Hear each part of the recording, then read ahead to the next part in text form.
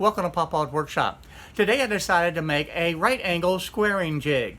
Now these jigs are extremely useful when you are putting together a cabinet or a box or anything where you need to be able to clamp at right angles. And this is fantastic. I'm doing this today at the request of one of my subscribers. And I'm designing it in Easel, so therefore I'm going to go ahead and use the X-carve to be able to cut this jig out. This is going to be a great, useful tool in the shop. So let's get started.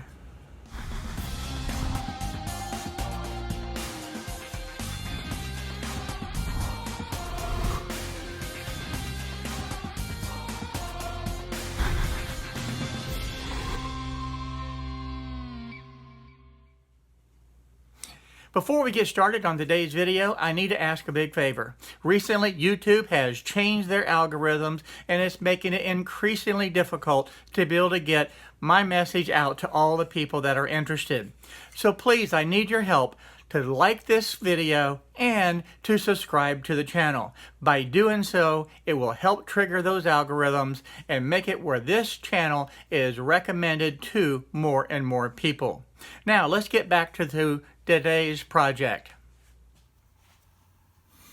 I want to start out and show you what the finished project looks like. And this is actually two of the right angle squares. And I just flip this over so I can cut the second one and save some space on here. So to begin this project, let's go ahead and down at the bottom, we'll open up a brand new window. This is set for 10 by 10. And I have it set for a 1/2 inch thickness. I'm going to go ahead and change that thickness to 0.75. So there we have that done. Now to be able to start this project, I need to start with a shapes menu, and we're going to start with this square. I want to come over here to the shapes window. We're going to lock this right here, and I want to set this for 9 inches. That's going to basically fill my whole square, and that's okay, because what we're going to do is literally cut this in half. And to do that, I'm going to come over and bring up another rectangle, and it's going to be hidden right down here because it's the same color. But what I'm going to do is I'm going to stretch this out. And then I'm going to go ahead, for the sake of ease of being able to look at it, I want to lighten it up, and I am going to rotate this 45 degrees. With that rotated, then I can slide that over, and you can see I'm going to need to extend this down further. Alright. I want to grab just the arrow. I don't want the cross. It's not letting me do it. Okay, we're going to do this another way. It's not allowing me to change this. You can see the little cross hairs, and it's not changing to the single arrow. So we're going to come right up here and make this 14 inches, and we'll use it that way. And then I'm going to place that right here at that corner. And by doing so, I'm going to be able to cut this project in half. So we're going to go ahead now and zoom that up to where it's a 0 cut depth.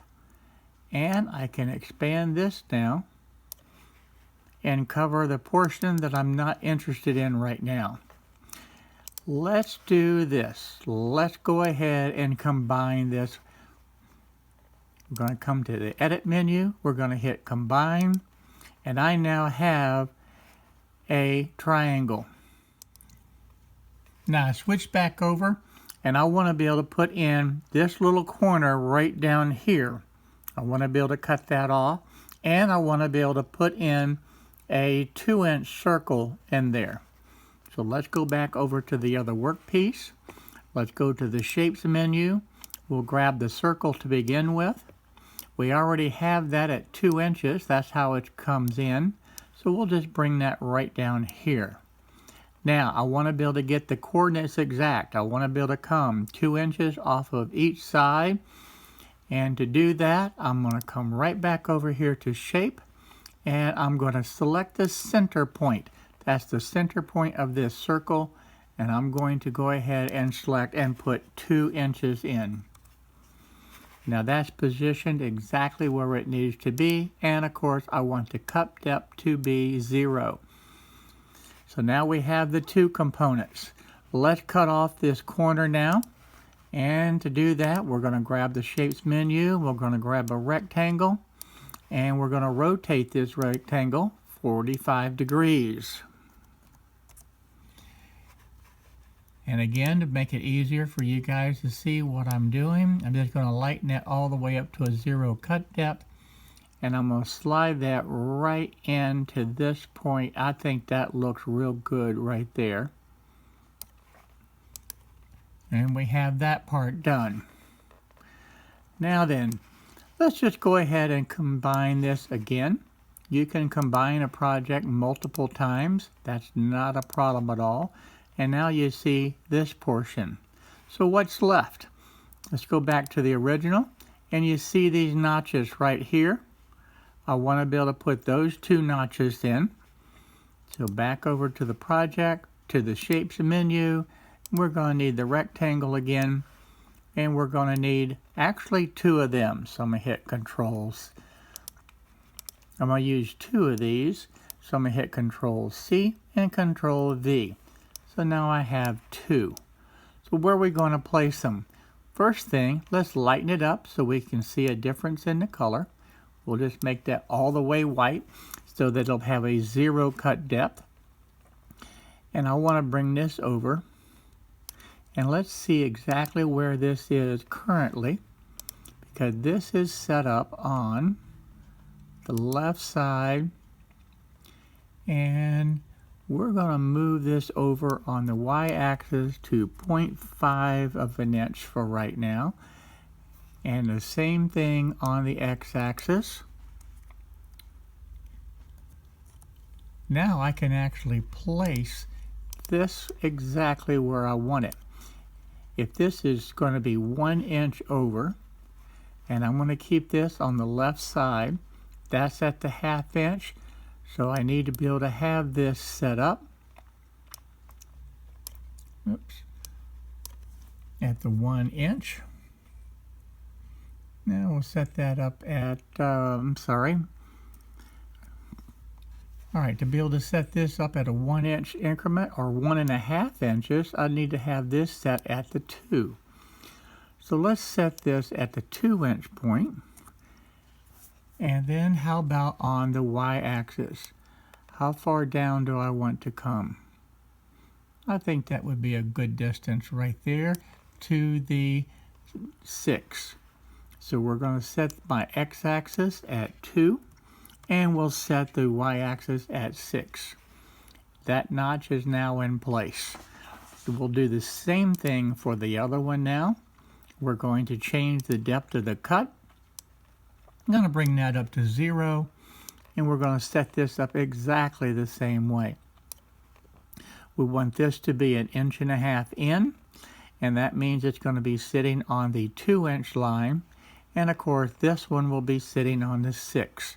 So let's go ahead and move that into position. X-axis is 6 inches, and the y-axis is the 2. So I have that now positioned, and it's time to combine all of this together. So highlighted everything, and I click on the edit and combine, and that project is now done. But we're not creating a pocket. What I have to be able to do is cut this on the outside. So let's go over to the cut menu, to the cut paths, cut on the outside, and we've got this now all set up.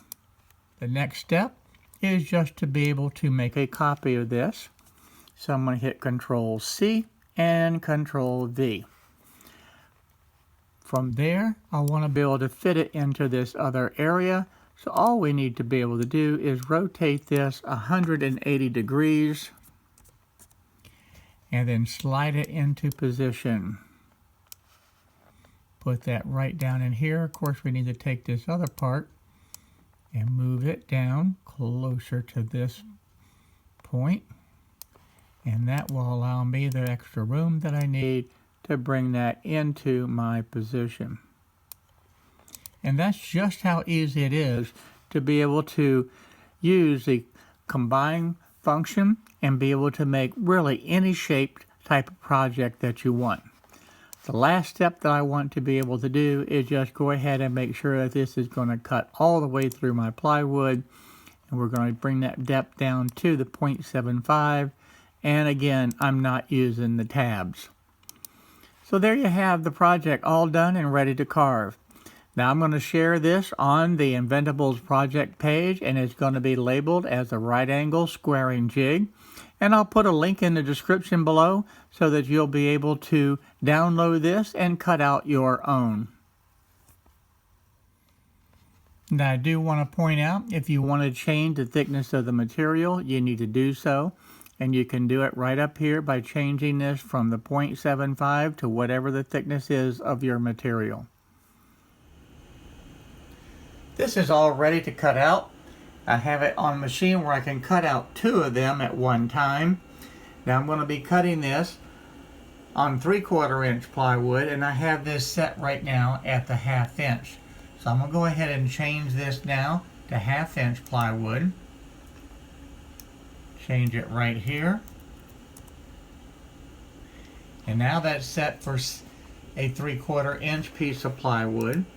And we'll double check over here to make sure that it's going to be carving all the way through, and yes, it is.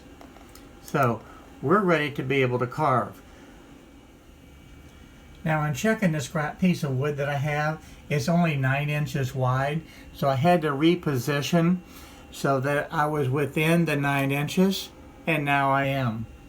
So I'll still be able to carve that, but it's going to be cutting right down to the edge, and that's okay because I'm using the glue and tape method to hold it down. The material that I'm using today is just a scrap piece of the plywood, and this came from another project that I did a few days ago. You might have seen that in the video where I cut it out with the jigsaw and this part fell on the floor. I do want to confirm the thickness, and this is 0.72 inches thick, so I'll be able to cut that. I have the machine set for 0.75. That way I know it will cut all the way through. Today I'm going to be using the tape and the glue method, and the glue that I'm using is the Starbond Medium CA glue. And with that I'm going to be using the Starbond Accelerator, and that makes it where the glue dries virtually instantly.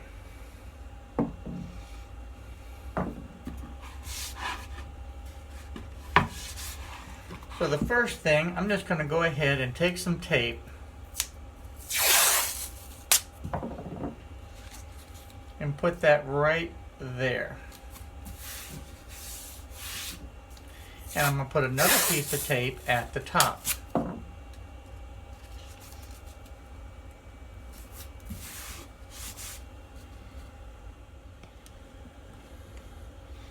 Okay, I went ahead and put that down.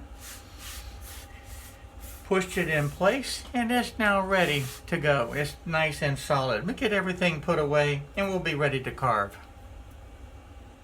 To cut this project out today, I'm going to use the 1/8 inch straight bit.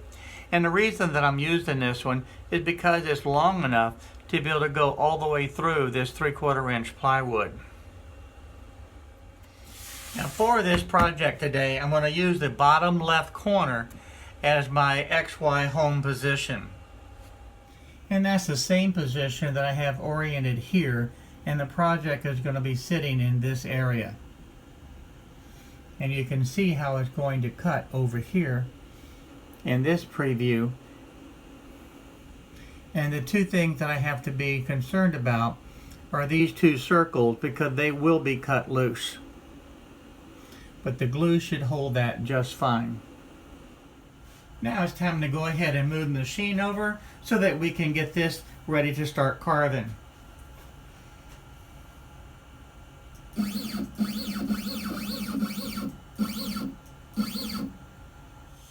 Off camera, I went ahead and did the Z probe, and I set the XY0 position to this bottom left hand corner. Now I'm ready to go ahead and start the carving. Now it's going to carve the circle first, it'll do the inside cuts, and then it'll cut the outside of the project.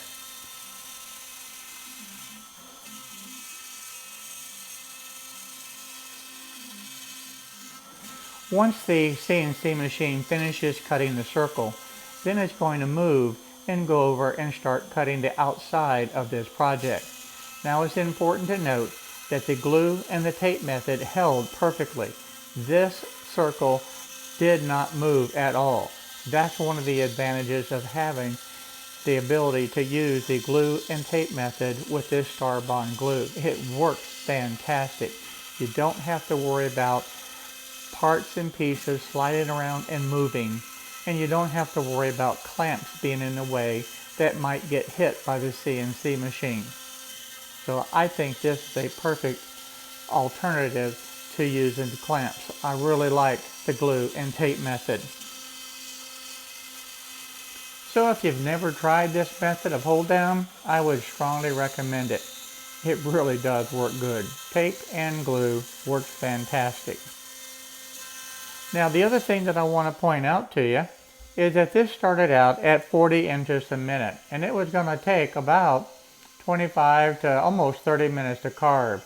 I increased the speed to 80 inches a minute, and that dramatically reduced the time. And if you look at the CNC machine, there is absolutely no unwanted movement. It's handling the 80 inches per minute just fine. But this is something that you must consider whether or not your machine is going to be able to handle this type of speed or not. Or just stay with the default setting and you'll be on the safe side.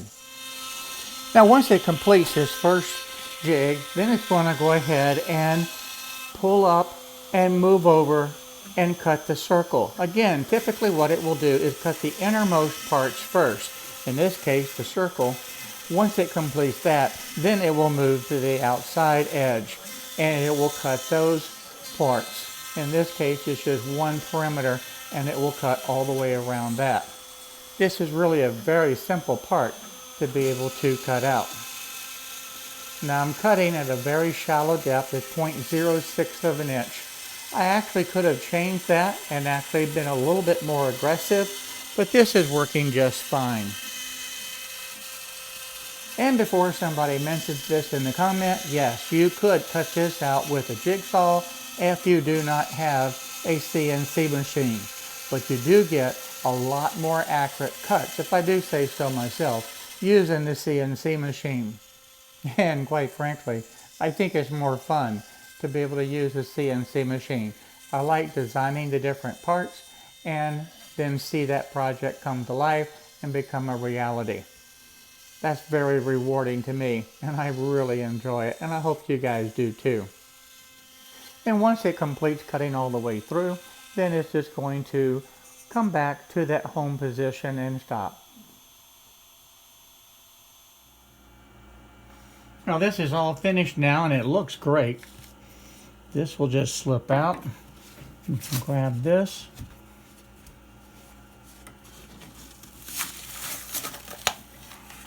There we go.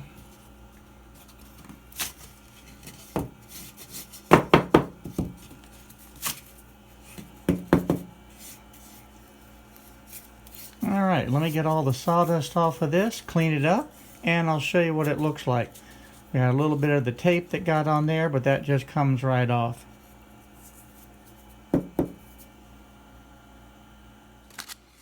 Okay, I'm just kind of touching this up a little bit with the sandpaper, and this turned out absolutely perfect. I love these. These are going to be a great improvement over the ones that I did have in the shop. So how do these work? Well, it's just real simple. This corner is cut off down here so that when you have an edge of the plywood, it's not going to interfere down at the bottom because you have this opening, and that keeps it where this will still be allowed to butt right up to it. The nice thing about these, if you're putting together a project, you can clamp it right there and you know you're going to get a good sharp 90-degree angle.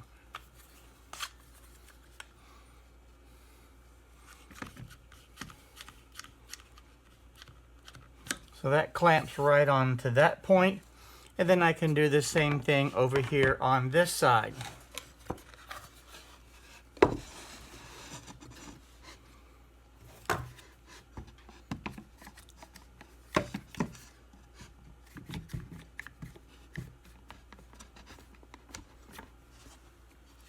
And that forms the 90-degree angle. Now I'm not worried too much about this right now, but you can see that. And the other thing is, you also have this hole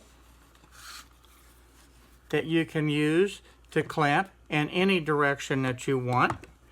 And you even have this surface over here that if you wanted to, if you had a project where you needed to clamp all the way out to there, you could do that also.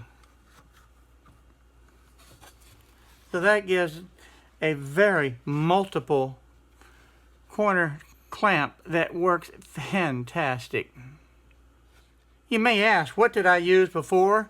All I had was just a scrap piece of wood. Again, it was plywood, 3/4 inch, and I had just cut this out on the table saw to make this jig. And this has served well for a number of years, but I must say this is so much better. I'm really going to enjoy having these in the shop. I want to thank you for watching the videos today, and I hope you was able to learn something. If you liked the video, by all means, please help me out and hit that like button down below, as well as the subscribe button. And don't forget, hit the little bell notification next to it so you won't miss out on any of the videos that I upload. And again, by the way, don't forget, over here, check out those videos to be able to stay up to date on the happenings in the shop. So again, thank you for visiting today and watching this video.